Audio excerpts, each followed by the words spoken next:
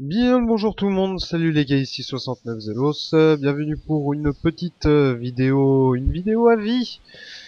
Une vidéo à vie concernant le controversé, on va dire ça comme ça, Street Fighter V, donc sorti depuis cela quelques jours. Je dois vous avouer que moi je suis pas un gros aficionados de la série des Street Fighter. J'ai été marqué comme énormément de gens par Street Fighter 2 à l'époque de sa sortie. J'ai pu jouer à maintes et maintes jeux concernant la série Street Fighter, certains étant très bons, certains moyens. Mais sans être un grand connaisseur de la série, c'est quand même une licence que je m'amuse à prendre une fois de temps en temps, parce que mine de rien, un jeu de baston, et qui plus est un très bon jeu de baston, une fois de temps en temps, ça fait du bien. Notamment le dernier que j'ai pu obtenir, c'est le quatrième bien sûr, mais c'est uniquement l'opus de base, j'ai envie de dire, donc à savoir Street Fighter 4. C'est vraiment Street Fighter 4, c'est pas Ultra Badass Ultimate Street Fighter 4 de mes couilles en ski. C'est pas le cas du tout. Ça c'est une façon à Capcom, tu vois, de renouveler un petit peu le pognon. Je veux dire, il y a toujours des trucs dans ce genre-là, mais ça a toujours été ça a toujours été le cas, je veux dire, même depuis Street Fighter 2, je veux dire, sur Super NES. T'as entre Street Fighter 2, The World Street Warriors, je crois, je me souviens plus du titre exact, Ultra Street Fighter 2, Street Fighter 2 Turbo, etc., etc. Je veux dire, ça date de Street Fighter 2. Là, en cette année 2016, Capcom avait une très grosse cartouche à utiliser pour tout simplement le début du mois de février. C'était tout simplement Street Fighter V. Et ce jeu est donc sorti. What? Qu'est-ce qui s'est passé? Juste, qu'est-ce qui s'est passé? Alors, pour être honnête avec vous, je voulais m'acheter ce Street Fighter V. Tout simplement.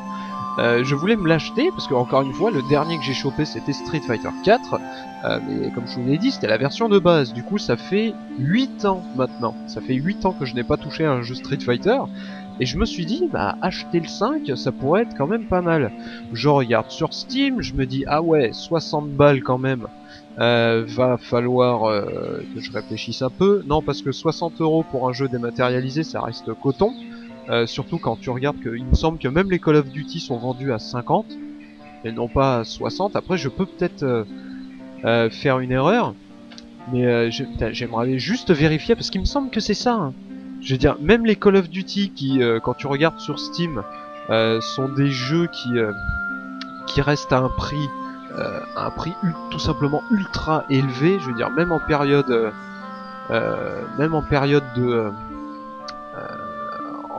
de solde. Ah non, tiens, je suis en train de voir, apparemment non, eux aussi c'est 60 €. Ouais, je trouve ça assez cher pour une version des maths, mais enfin bon. Pourquoi pas, j'ai envie de dire. Je voulais tout simplement réfléchir à cause de cela, donc j'ai préféré attendre. À la base, je devais attendre genre à la fin du mois pour après pouvoir me décider si je devais l'acheter. Et oh mon dieu que j'ai bien fait d'attendre. Pourquoi? Eh ben pour la simple et bonne raison que je suis tombé sur pour ne rien vous cacher, sur le stream de Benzaï. Je mettrai un lien dans la description si jamais vous avez envie de voir un petit peu son contenu, du moins que ce qu'il fait sur Twitch. Et il streamait tout simplement Street Fighter V. Et non pas Street Fighter V la version bêta, mais bel et bien la version mise en vente sur Steam en ce moment. Qu'est-ce que c'est que ce bordel? Qu'est-ce que c'est que ce contenu dégueulasse et que ce manque de contenu, tout simplement? Qu'est-ce que c'est que ça? Alors, on résume. Un roster vraiment très basique, je veux dire vraiment très pauvre surtout. C'est pas vraiment en soi basique parce qu'il y a des personnages qui sont intéressants, autant des nouveaux que des anciens. Mais je veux dire, le roster est tellement faible. Surtout putain quand tu arrives de Ultra Street Fighter 4. Qui lui je crois qu'il avait plus d'une vingtaine, de personnages. Là je crois qu'il y en a 12. Si ma mémoire ne me fait pas défaut, il me semble qu'il y a 12 personnages dans le roster, avec 6 personnages à acheter dans le Season Pass, mais ça on y reviendra tout à l'heure. Donc déjà t'as un manque de personnages assez fou. J'ai pu constater que les serveurs n'étaient pas prêts. Ça c'est encore une fois une tare de la génération de maintenant, à savoir que les mecs te font des jeux qui vont être clairement, massivement joués en ligne, surtout dans la génération de maintenant, et de voir que des développeurs comme Capcom, malgré le nombre de crashs incessants, ne font rien pour pouvoir anticiper ce genre de choses. Résultat, des crashs à foison, des déconnexions à foison, accouplés à des bugs en plus, pour la version PC en tout cas. What the fuck, on est devant un niveau de travail moyen, surtout que apparemment d'après Benzaï, le jeu en soi est techniquement vraiment intéressant, sauf pour la version PS4 qui apparemment accuse le coup et est comparable à la version dite moyenne quand on joue sur PC. Et après on essaye de te dire que la PS4 c'est équivalent à un PC de maintenant. LOL. Mais enfin bon, ceci étant fait, j'ai été cruellement étonné de voir un mode histoire entre guillemets, au contenu tout simplement dégueulasse. Les mecs osent nous sortir un mode histoire de ce type juste après Mortal Kombat X. Et Mortal Kombat X il date d'1 an maintenant. Je veux dire, le mode histoire de Mortal Kombat X, c'était tout simplement une série, une série d'histoires et de combats scénarisés. Alors bien sûr, on aime ou on n'aime pas, ça c'est le problème, la question ne se pose pas. Je veux dire, c'est pas ça la question pour l'instant. C'est que au moins ce mode histoire avait le mérite de nous tenir en haleine, de nous faire suivre une histoire pendant au moins environ 5-6 heures de jeu, j'ai envie de dire. Ça reste quand même faible, et pour ma part, l'histoire de Mortal Kombat n'est pas du tout intéressante, mais en soi, je trouve par exemple que l'histoire de Mortal Kombat 9 était très intéressante parce que ça te poussait à essayer de maîtriser d'autres personnages, chose qui est très importante dans les jeux de combat. Et en soi, c'était quelque chose d'intéressant. Malheureusement, dans Mortal Kombat X, c'était assez chiant parce que les personnages que tu incarnais, c'était des personnages chiants. Voilà, pour la plupart du temps, c'était ça que t'incarnais. Et c'est fort dommage. Cependant, il y a un mode histoire dans ce Street Fighter V, pour en revenir à nos moutons. Donc, j'ai dit je crois qu'il y a 10 ou 12 personnages dans le roster de base, ce qui nous fait 10 ou 12 personnages à suivre dans leur histoire, et les histoires de chaque personnage se résument tout simplement à des cinématiques, même pas des cinématiques, en plus c'est des vieux artworks de merde doublés, doublés tout simplement, c'est à l'impression de voir, t'as une image fixe et le mec qui parle dessus. What the fuck. De plus, les artworks sont dégueulasses. Mon dieu, mais c'est qui le dessinateur? Virez-le! Virez-le, putain! Moi qui étais refait, ça c'est la chose, pour tout vous dire, qui m'a un petit peu réconcilié avec la série Street Fighter. Parce que j'en ai pas essayé beaucoup, mais j'ai essayé quand même toute la gamme de Street Fighter 2. J'ai essayé Street Fighter 3 seulement sur émulateur. Et là où je me suis arrêté, c'était sur un opus PlayStation. C'était Street Fighter EX plus Alpha, je crois. Bien sûr avec les noms complètement what the fuck, mais bon, je crois que je m'étais arrêté là parce que c'était vraiment une catastrophe en ce qui me concerne, bien sûr. Je trouvais que le passage en 3D de Street Fighter était complètement foiré, et Street Fighter 4, avec son parti pris artistique et son chara design, j'ai envie de dire, c'était vraiment très bon. Pour ma part, c'était géant, et ça allie parfaitement le côté 2D et l'animation 3D. J'avais trouvé ça génial en ce qui concerne Street Fighter 4. Street Fighter 5, j'ai envie de te dire, les combats en soi, quand tu fais des combats c'est bien, mais what the fuck, les artworks, si ma mémoire ne me fait pas défaut, dans Street Fighter 4, ce n'est pas du tout des espèces d'artworks à la con que l'on avait quand on faisait le mode arcade, j'y reviendrai, mais quand on faisait le mode arcade de Street Fighter 4, c'était bel et bien des parties animées. C'était vraiment des parties animées qu'on avait dans Street Fighter 4. Donc en soi c'était intéressant. Non pas que, on va dire, la technique des dessins était digne, je ne sais pas, par exemple d'un Berserk ou d'un Guts ou je ne sais quoi, mais il y avait cet effort de fait, un petit peu à la Tales of Symphonia par exemple. Là, des artworks, sérieux les gars, et en plus vos artworks sont immondes. un fan de la série peut faire mieux que vous en 2 heures. C'est honteux, juste honteux. Et s'il n'y avait que ça? Mais non, parce que chaque mode histoire de chaque personnage représente tout simplement 3 combats de un seul round chacun. Bravo les gars. Bravo les gars, ça c'est génial pour la sortie d'un jeu. Parce que là, au vu du contenu que je vois, moi je vois une bêta. Une bêta plus, si tu veux. Mais je vois pas un jeu complet là. Et what the fuck, vous avez les couilles de nous sortir ça à 60 boules. Et, sérieux, comble du comble, aucun mode d'arcade n'est disponible dans ce jeu. Waouh. Waouh, putain, sortir un Street Fighter, n'importe quel jeu de combat, sortir un jeu de combat et ne pas proposer un mode arcade à sa sortie. Oh mon dieu, putain, c'est tellement honteux que ça endommage mes organes internes. C'est violent, comme dirait l'autre.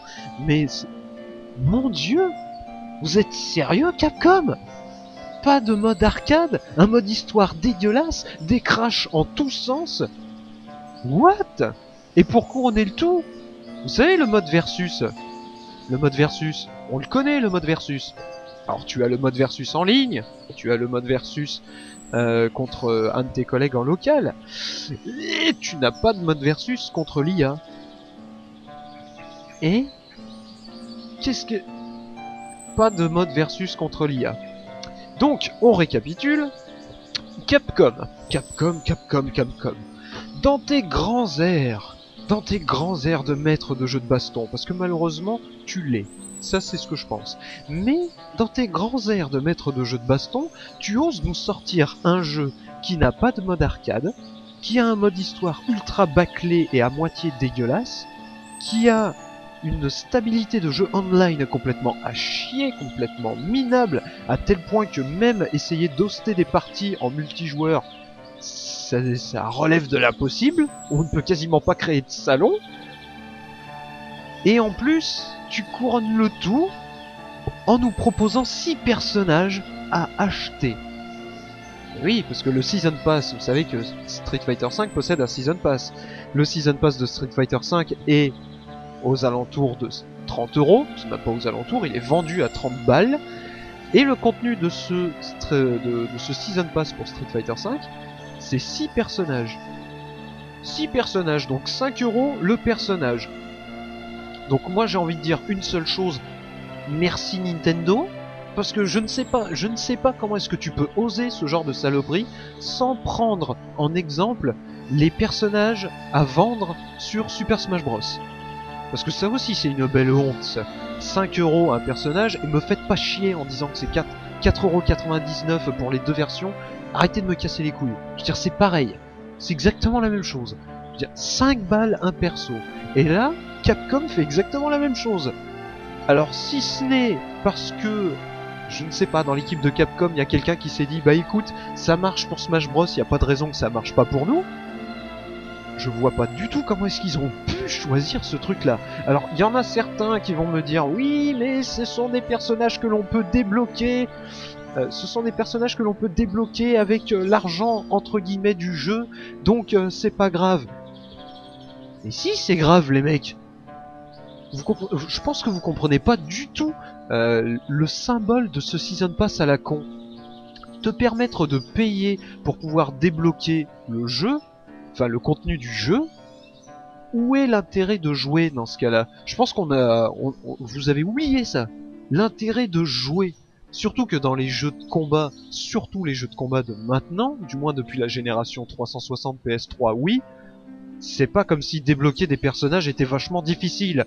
En général, terminer, admettons, si t'as 6 personnages à débloquer, terminer 6 fois le mode arcade avec n'importe quel perso en mode facile, en général c'est la règle qu'il faut pour pouvoir les débloquer ces persos. Donc venez pas me dire que c'est insurmontable.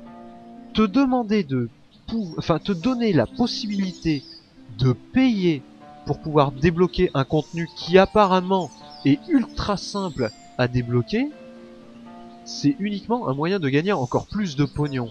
Mais c'est également un moyen de vous tester, les gens. Ça, c'est quelque chose que, à mon avis, il y en a très peu qui le comprennent, ça.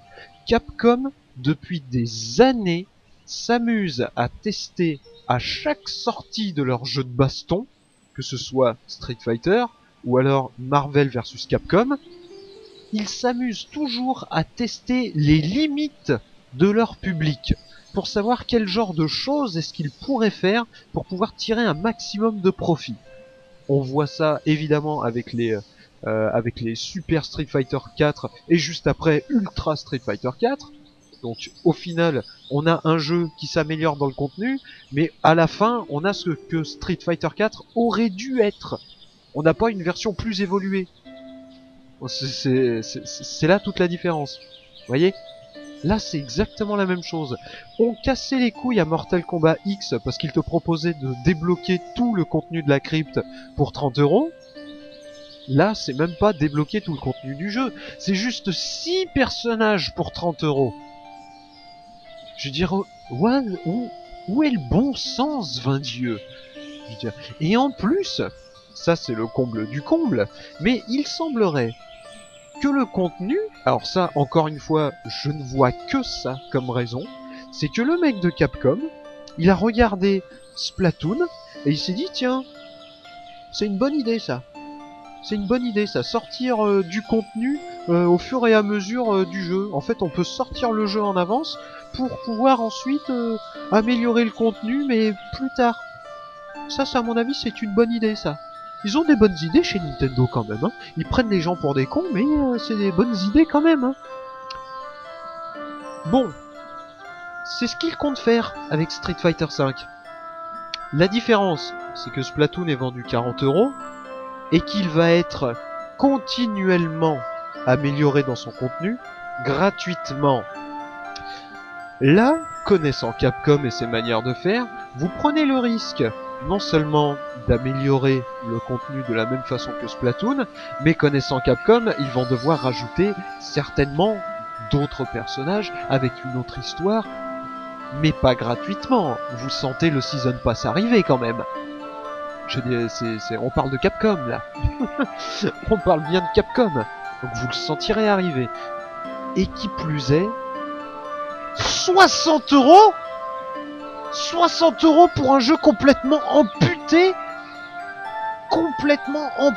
de ce qui normalement doit être présent de base, à savoir un mode arcade normal, un mode solo fini, et surtout des serveurs en ligne stables. 60 boules pour une bêta. 60 €. Capcom vous demande de payer 60 balles pour un jeu qui n'est clairement pas terminé. Et qui plus est, pour ceux qui attendent un magnifique jeu, un magnifique mode histoire par exemple, parce que je sais qu'il y en a qui aiment bien, y en a qui aiment bien les modes histoire, que ce soit dans Street Fighter, l'histoire personnelle des personnages, ou alors dans Mortal Kombat X, l'histoire du monde en lui-même. Pourquoi pas?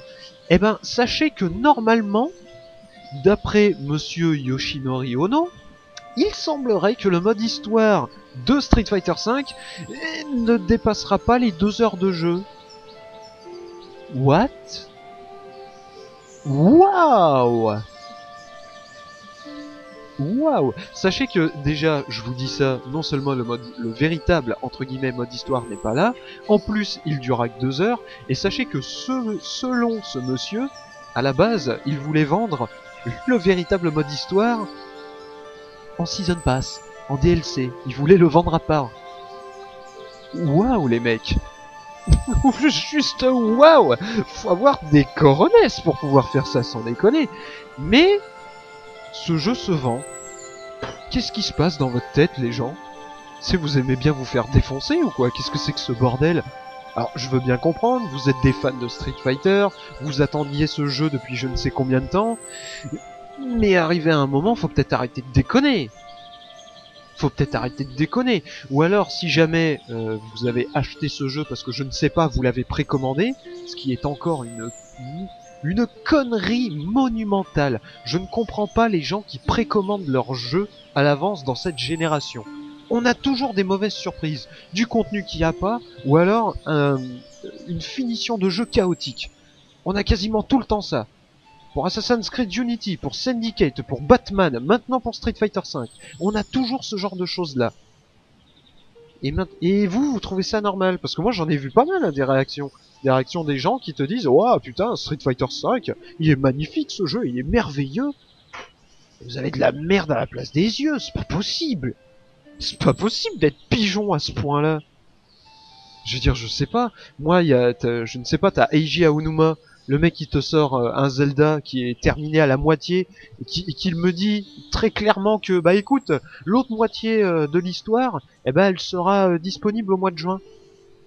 Genre le jeu il sort au mois de février et le mec il me dit que le jeu sera véritablement terminé au mois de juin. Voilà. Et les gens trouvent ça normal. What, les mecs? Enfin bon bref. Tout ça pour vous demander une seule chose. Je ne sais pas s'il y a beaucoup de gens qui verront cette vidéo et je sais que en soi c'est très mauvais pour ma part. Mais je fais cette vidéo, le titre putassier est assez révélateur, pour vous demander tout simplement de ne pas acheter Street Fighter V. Cependant, je vais ajouter, à la place du titre, je vais ajouter une nuance. N'achetez pas Street Fighter V pour l'instant. Pour les développeurs, le jeu sera terminé courant du mois de juin, si ce n'est plus tard. Achetez-le quand ce jeu sera terminé. Parce que là, vous gâchez 60 €. Et non seulement, vous allez me dire, oui, mais je paye 60 €, mais au final, c'est pas grave, parce que le jeu, il sera enfin complet plus tard, et que vu que j'aurais payé, eh ben, j'aurais pas à repayer après, donc pour le coup, ça revient au même. Non, ça ne revient pas au même. Ça ne revient pas au même tout simplement parce que en acceptant cette manière de faire, vous encouragez notamment les développeurs japonais, parce qu'à mon avis, il n'y a que eux qui soient assez cons, et Activision avec Destiny, pour pouvoir vous encourager ce style de développeur à agir de cette façon. Je veux dire, plus on continue comme ça, et plus on accepte ce genre de choses, et plus les développeurs vous vendront des early access à 60 €. Et là, on parle pas de bêta ou je ne sais quoi, on parle bien d'early access. Vous savez? Parce que là, ce jeu, c'est un early access. Très clairement. Dans son contenu, dans sa finition, c'est un early access.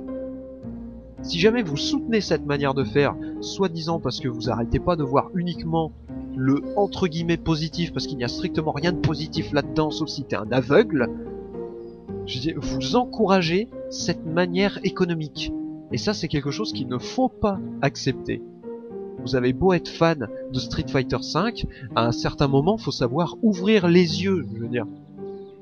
Je ne sais pas, c'est comme si t'achetais une bagnole, t'achètes une bagnole, il te manque le réservoir à essence. Alors elle peut rouler hein, si jamais tu la pousses la voiture. Mais le mec il va te dire bah écoutez, il manque le réservoir d'essence, mais vous inquiétez pas, je vais vous le mettre dans 6 mois. En attendant, vous pouvez, je ne sais pas, mettre des pédales, des vraies pédales à la place de l'embrayage et tout ça pour pouvoir faire avancer le véhicule. Et toi t'es là, tu fais ouais franchement ça me paraît quelque chose de bien. De toute façon le réservoir il arrive dans 6 mois, c'est pas un problème. Vous voyez où je veux en venir? C'est un peu tiré par les cheveux évidemment cette comparaison. Mais n'achetez pas ce Street Fighter V. Ou tout simplement, n'encouragez pas cette manière de faire de la part de Capcom. Parce que c'est tout juste honteux. Sur ce, je vous dis ciao à tous, à la prochaine pour une nouvelle vidéo, c'était 69 Zelos, et bonne partie tout le monde, ciao bye bye.